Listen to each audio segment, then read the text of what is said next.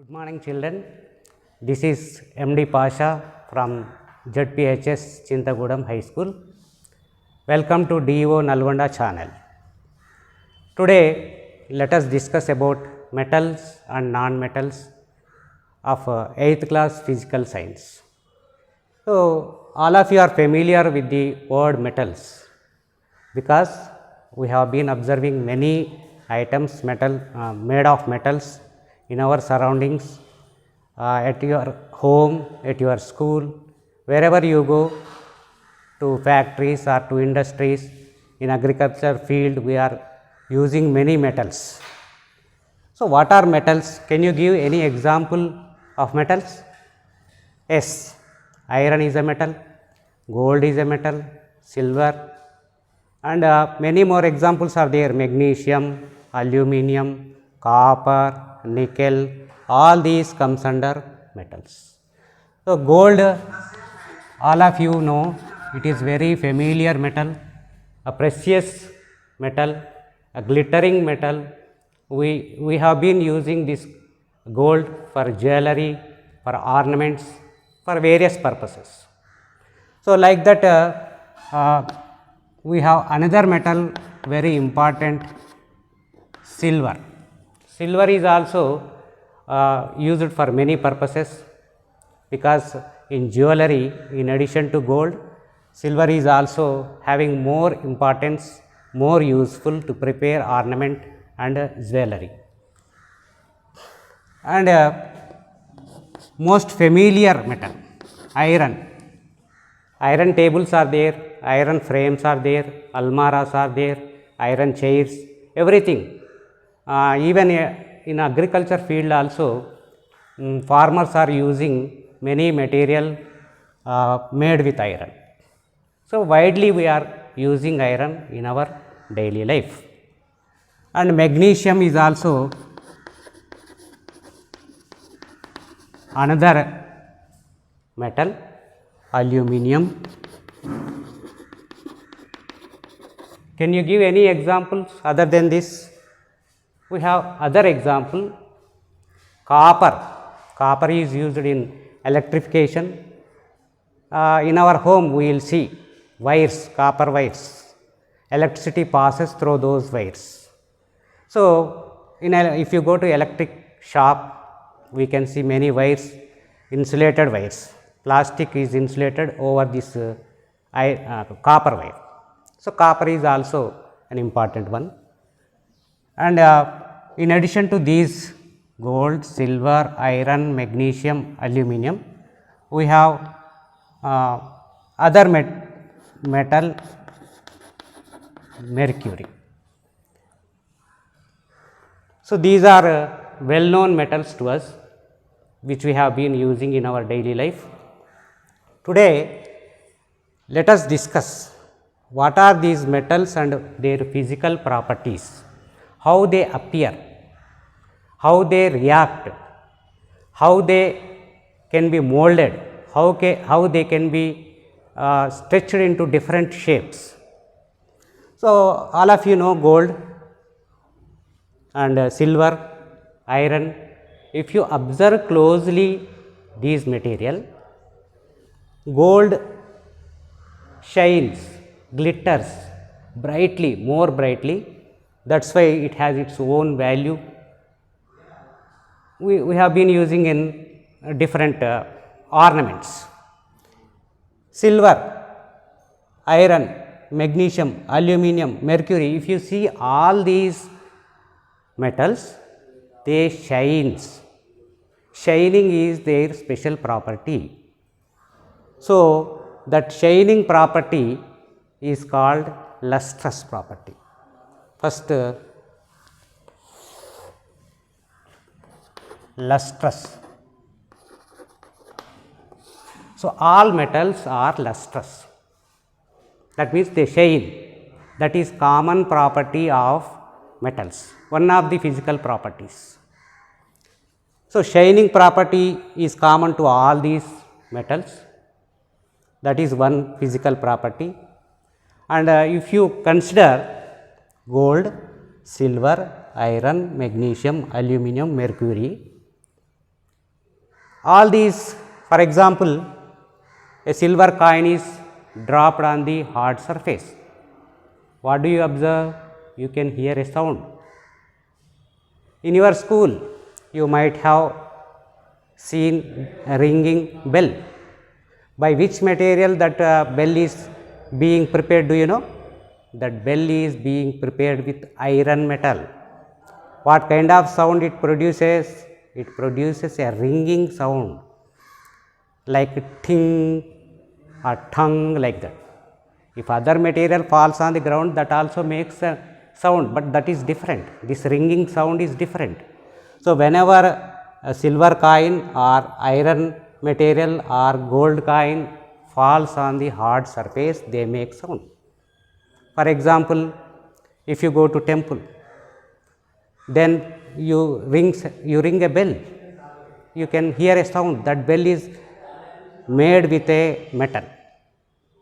So, not only gold, silver, iron, most of the metals, when they dropped on the hard surface, they make a sound, that is ringing sound. For example, I will show you, this is prepared by metal. I am hitting this one with another metal. Can you able to hear sound? Yes, sound is produced. You are observing very keenly, clearly. So, it makes sound. And for example, this substance made with material, when if I drop it on a hard surface, it also makes a sound. For example, a student is carrying geometric box, he is running, and by mistake if he slipped down, his geometry box, when it falls on the ground, you can hear a sound, because that box is also made of metals. So, we can give many examples like this, whatever metal it may be, gold or silver or iron or whatever it may be, metal, if it falls on hard surface or if it is struck by any other material, it makes a sound. That property of making sounds is called sonority.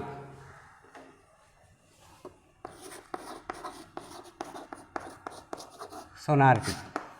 Of course, non-metals also makes a sound, but that sound is different from the sound produced by the metals. And regarding lustrous, shining, other material may shine. For example, mirror shines, it does not mean that it is a metal, that is exceptional case. So, most of the metals are lustrous and make sound, that is which we call sonority. And other property, let us see. You observe carefully, this is a long wire, it is also made up of a metal. How it is made? Metal is drawn into long wire, it can be drawn into long wires.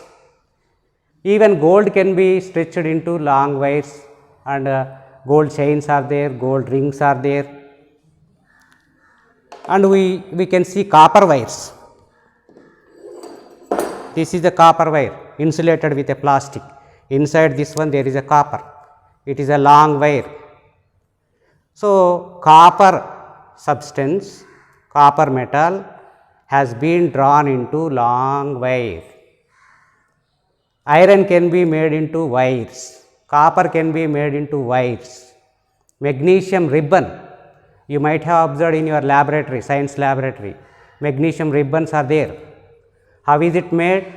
When magnesium metal stretched, drawn into long wires, that ribbon has been formed. So, magnesium ribbons are available, copper wires are available, iron wires are available, long iron wires are available. So, many metals, even silver chains girls used to wear, they are also available as chains. So, by observing all these things, we can infer, we can conclude that metals can be drawn into long wires. This is most common property of metals. Almost all metals can be drawn into wires. So, we can say this property of making metals into long wires is called ductile property, ductility. Third property of metals is ductility.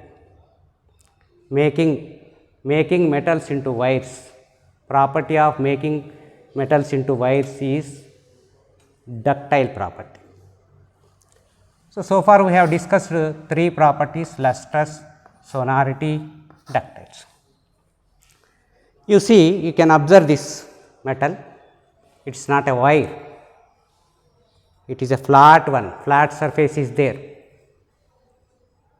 Even this we can see sheets, metal sheets, iron sheets are there, by which we can prepare gates, iron gates. You might have observed, everyone will have iron gate for their homes.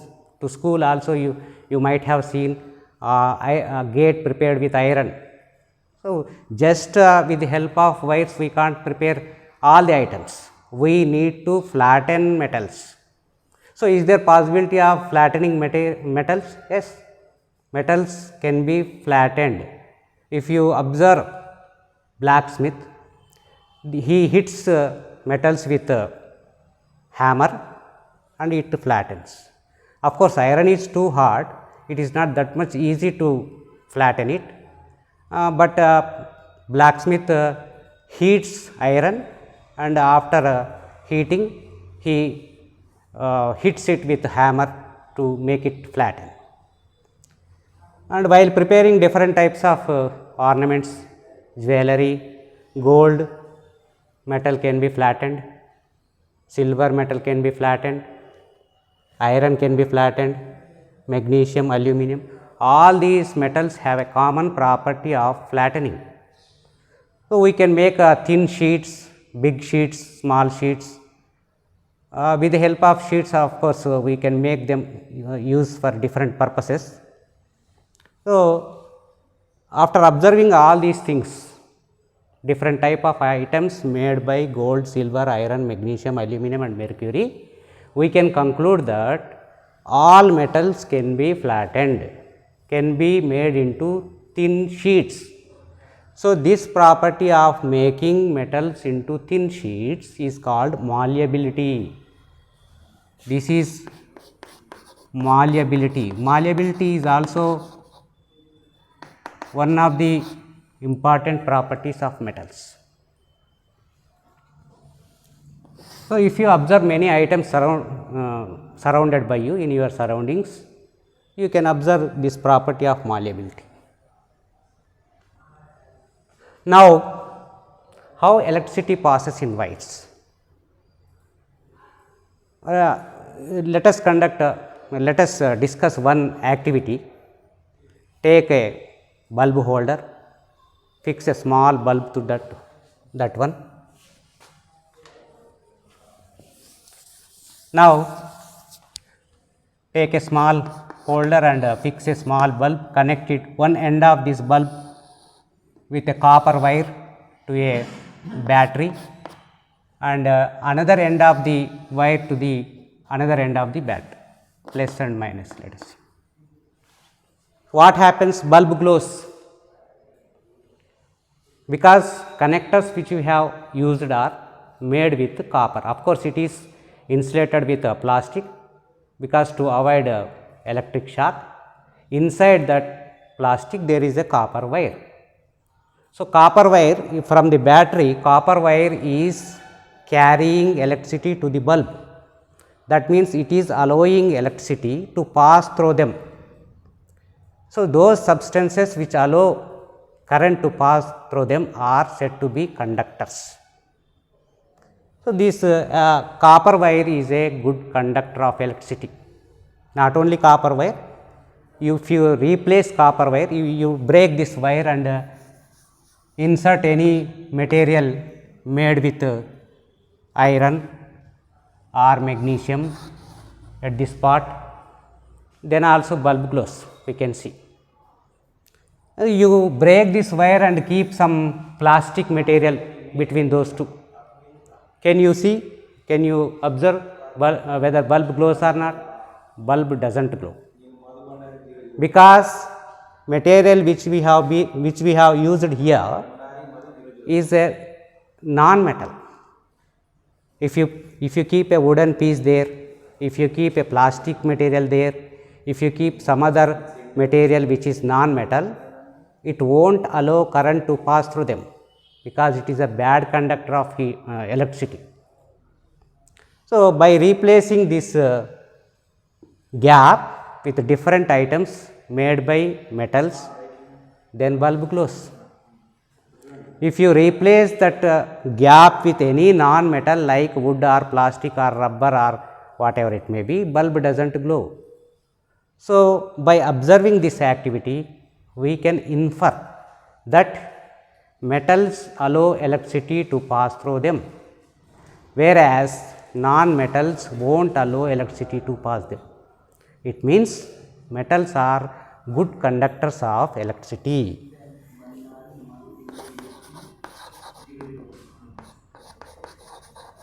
Conductors of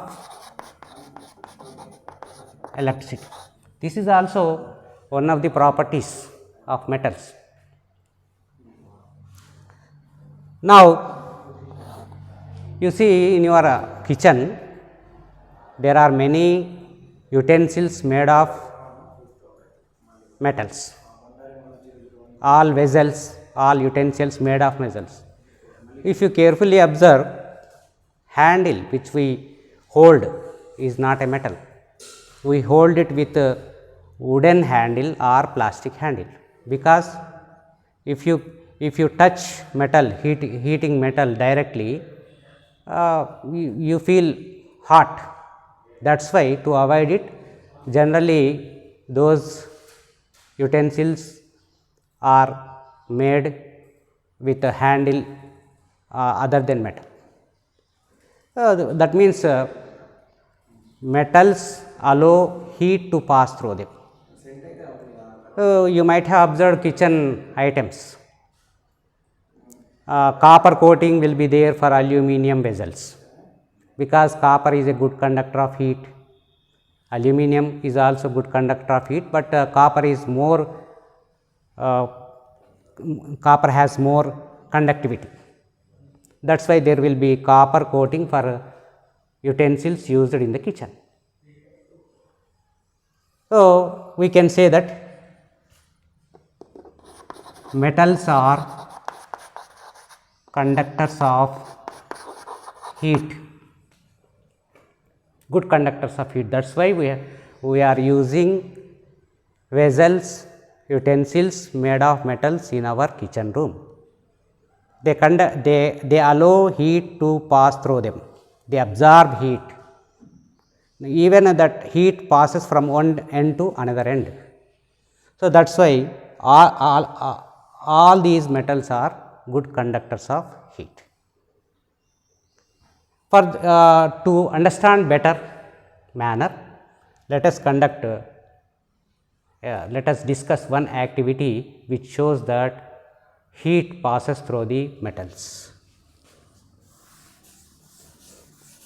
for which you take one retard stand,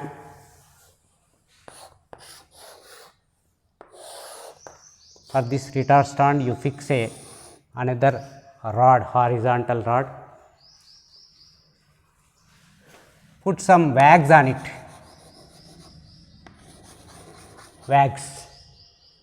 and fix 2 or 3 or 4 pins to that wags at different places. Here one, pin number 1, pin number 2, pin number 3, pin number 4, like that you fix pins to that wags. This is a retard stand and a horizontal rod is there. To that horizontal rod, wags is fixed. Put some wags. To that wags, fix pins, different pins, pin number 1, 2, 3, 4, like that. And at other end, you keep a spirit lamp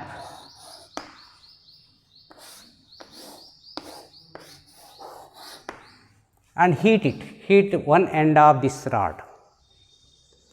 After few minutes of heating this rod, you can see pins will be dropped one by one. First this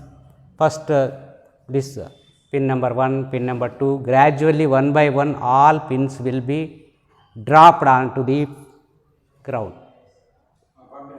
So, we are heating one end and pins which are far away from that end also dropped down. Directly there is no heat touching this pin, even though that pin dropped down. So, why? What is happening? What is the phenomena that is taking place here? Because after observing carefully, we can say that this end is heated with a spirit lamp, and this got heated, this rod got heated, and gradually because of heat that wax melts. Because of melting wax, pins are being dropped. So, not only pin which is closer to the end, but also remaining pins which are away from the end of the rod which is being heated also dropped down. That means, heat is not remaining at this end, it is passing away, it is flowing inside the rod. That rod is prepared with the help of metal. So, that means that rod is allowing heat to pass through it.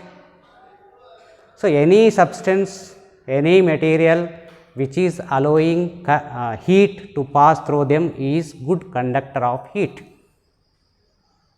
So, by this activity we can say that metals are good conductors of heat, just like allowing electricity to pass them, they are even allowing heat to pass through them.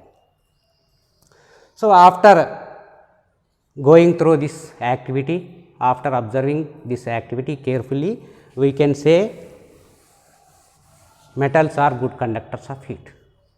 So, let us sum up once all those properties which we have discussed already. Metals are lustrous, that means all metals almost shines. They have a property of sonority, that means they make a sound, a ringing sound, special sound different from the sound produced by the non-metals, a kind of special sound that which we call ringing sound, like ting or tongue. They have property of ductility, can be drawn into long wires. They have property of malleability, can be made into can be flattened and made into thin sheets. They are good conductors of electricity, and they are good conductors of heat. So, all these are called physical properties of metals. Almost all metals will have these common properties. So far we have discussed physical properties of these metals. So, uses you know well how we make use of these metals, because you are very familiar. This is in our daily life all these metals are available. Gold, you know, it is a glittering one, very precious one, gold ornaments are there. Silver is also an important metal which is being used for jewelry. Iron, many materials are there, iron in industries, in agriculture field, in everywhere, in at homes, everywhere iron sheets are there, iron rods are there, iron wires are there, iron almaras are there. Many materials are made up of iron. And magnesium burns with sparking light. Magnesium ribbon, when it burns, it gives sparking light. Nickel is also one of the most important metal. Chromium is also one of the important metals. All these metals are used in a long range, in a wide range at different fields. So, like this we can use metals. Now, so far physical properties are being discussed and uses are also being discussed. In next session, let us discuss about chemical properties of metals and also about non-metals. Thank you very much.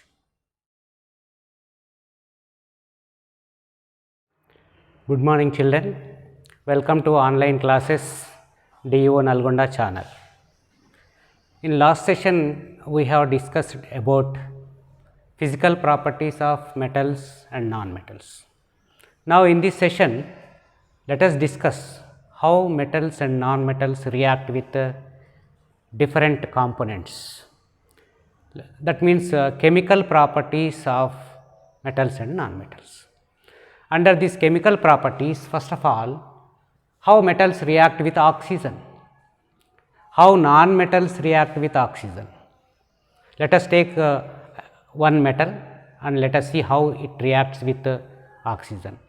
Similarly, let us take one non-metal and how it reacts with oxygen. So, what conclusions can we give? What are the observations that we can make? Let us see. First, take one metal, magnesium.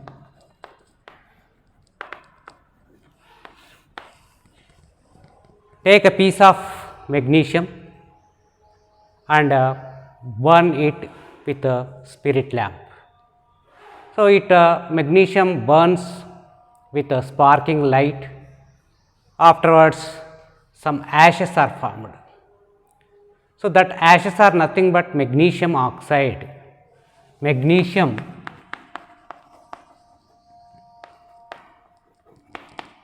combines with oxygen and gives magnesium oxide.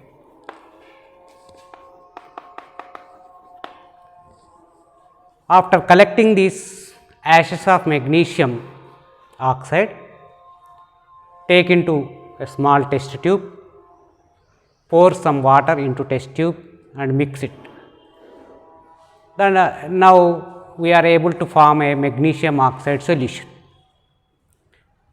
And whether this magnesium oxide solution is base or acid, whether it is acidic nature or basic nature, we have to test. Take a red litmus paper and dip into the solution of magnesium oxide. What do you observe? Red litmus paper converts into blue litmus. In previous classes you have studied how litmus paper changes under different conditions. Here red litmus paper is changed into blue.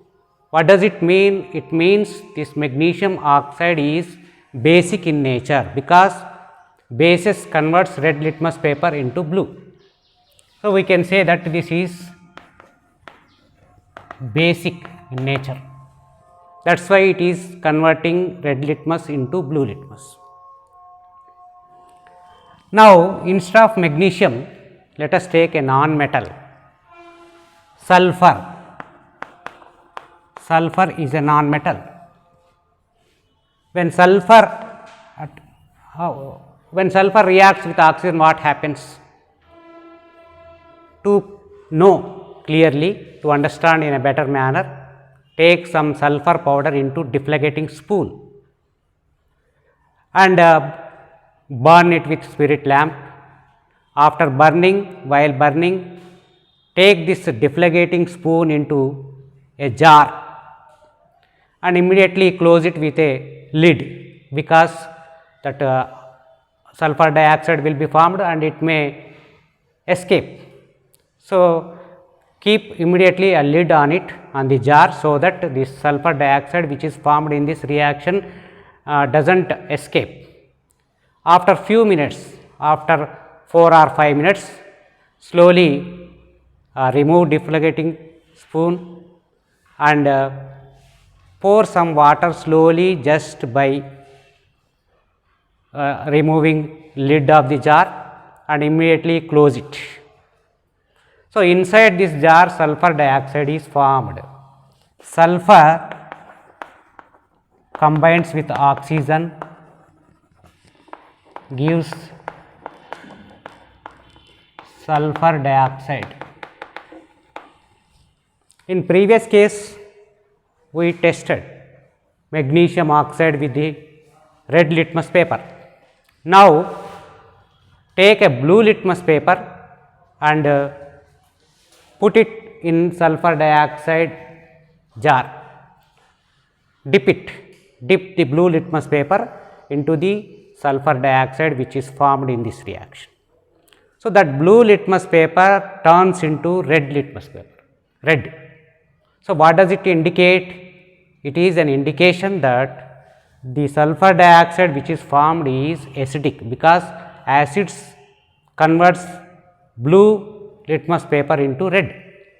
So, by this observation, this sulfur dioxide which is non-metal is acidic in nature.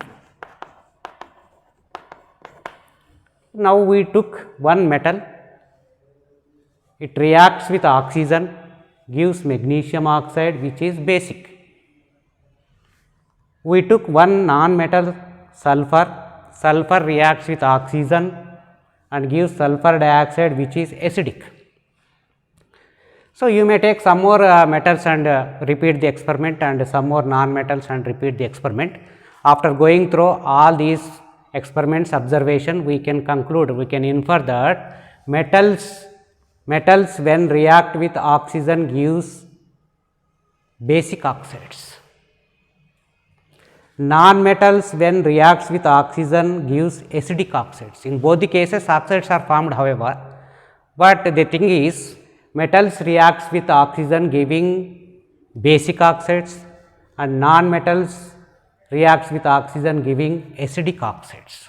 So, this is the reaction of metals and non-metals with oxygen.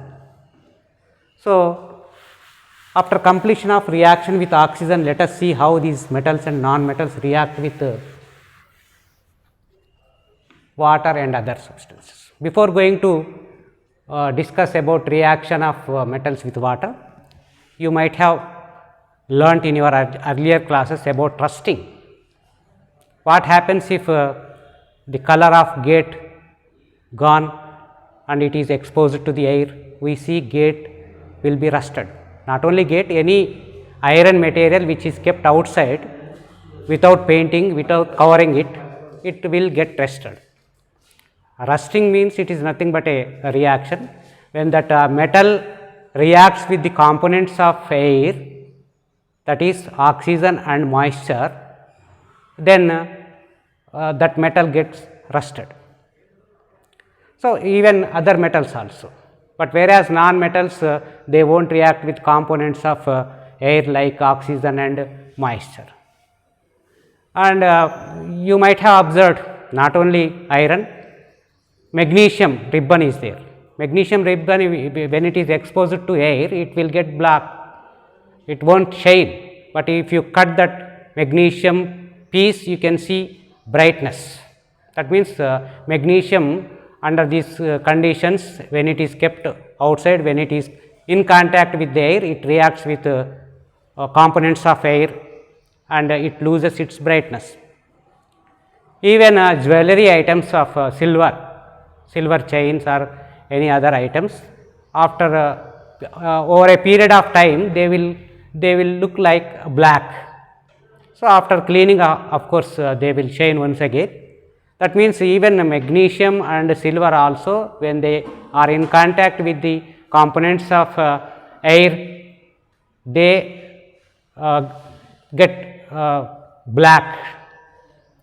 However, gold is there. Have you ever heard gold is rusted? No.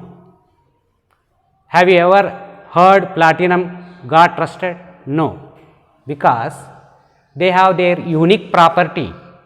Gold and platinum won't react with, even though they are metals, they won't react with the components of air, they won't react with oxygen. That is why gold does not lose its brightness, platinum does not lose its brightness.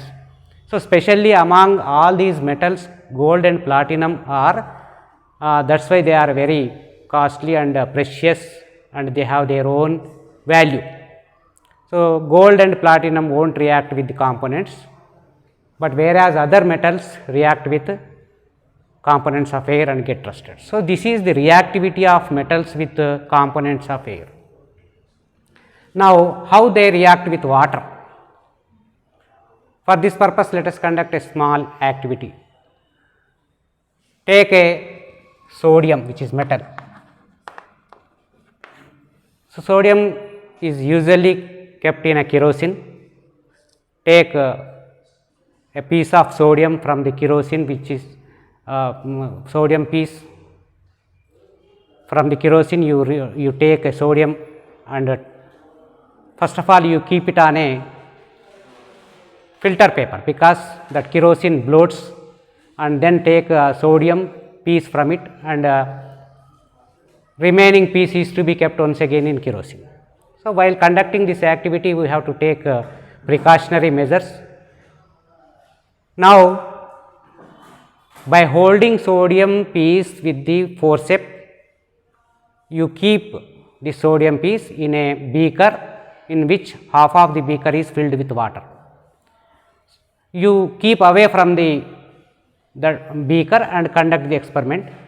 Immediately that sodium floats on the water and making a hissing sound, a kind of sound, which indicates that sodium is reacting with water with extreme speed. So, because of that extreme speed, that sound is produced. So, with this activity we can say that metals react with water. Does iron react with water in similar manner? If you keep iron piece in water, can you able to hear that kind of sound? No. Why not? Sodium is a metal, iron is a metal, silver is a metal. But all metals do not react with water in a similar manner, not in a extreme speed. The reaction of iron and silver and other metals with water is extremely slow. That is why we can't observe any kind of speed. Even we cannot see the reaction. Sometimes we may think that iron is not reacting with water. Of course, it reacts, but it is extremely slow. That is why we can't view it properly. So, the reactivity of metals with water is different. Metal to metal it is different, it varies from metal to metal. So, here metals react with water in a different manner, in a different conditions. Now, how they react with acids? Of course, non-metals if you keep in water, there will not be any reaction, they do not react with water. With acids, acids in the sense there are many acids. Let us take hydrochloric acid and sulfuric acid. Now, take metals and non-metals, few metals and non-metals. Zinc, magnesium,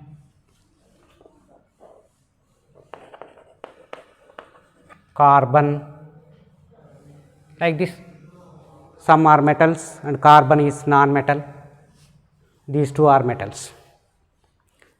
Take some granules or pieces of zinc into test tube and add a few drops of hydrochloric acid.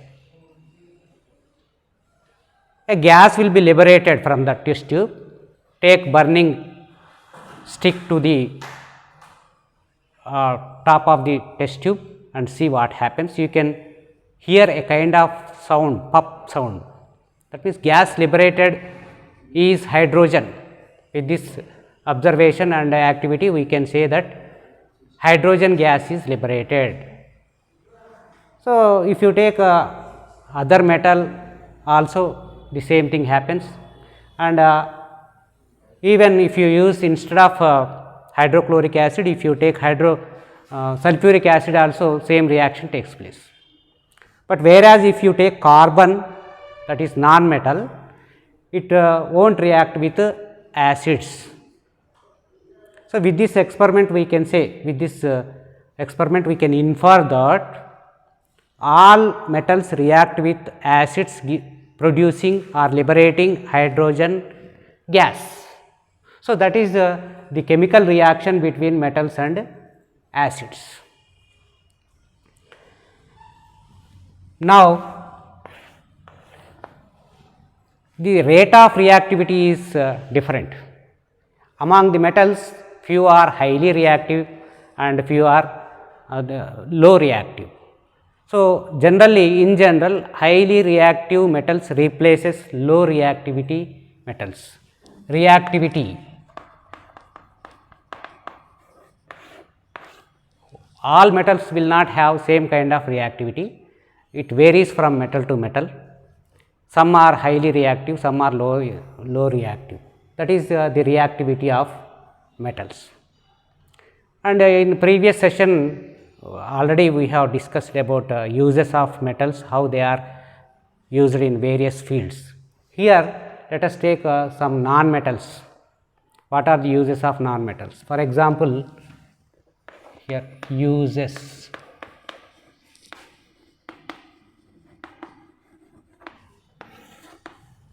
Number 1, sulfur is there. Where do you find sulfur? Sulfur is generally seen or used in eggs, hair, nails. We can see sulfur at different places. This sulfur is being used in matchsticks, gunpowder, fireworks, like that sulfur is used. And second one, carbon.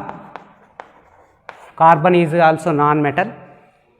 Carbon is used as decoloring agent and also used in system of purification of water. So, like that we have uses of carbon. Third, let us take iodine, it is also a non-metal. Iodine is tincture iodine. Tincture iodine, you might have heard the term. Tincture iodine is used in medical purposes. So, we have different uses of non-metals. Generally, in previous activities we have discussed about how metals react with oxygen, water, acids, like that. But non-metals generally, usually they will not react with oxygen, they will not react with water, they will not react with acids. So, in this session totally we have discussed about metals and non-metals, their physical properties, chemical properties, and uses of both metals and non-metals. Thank you very much.